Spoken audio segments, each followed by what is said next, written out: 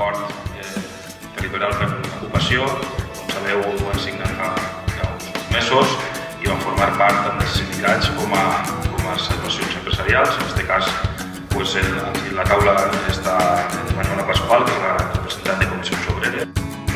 El primer que volem destacar és que després de tants anys, per primera vegada pense com a organització estem participant en un pacte territorial per l'ocupació.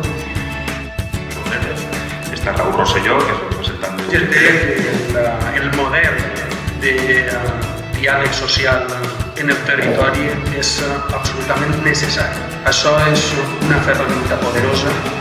La Gràcia Sosconca i per part de l'Alexa Fort. Són les asociacions y los stems que estamos ahora desarrollando, en el cual estamos muy orgullosos de participar en este proyecto.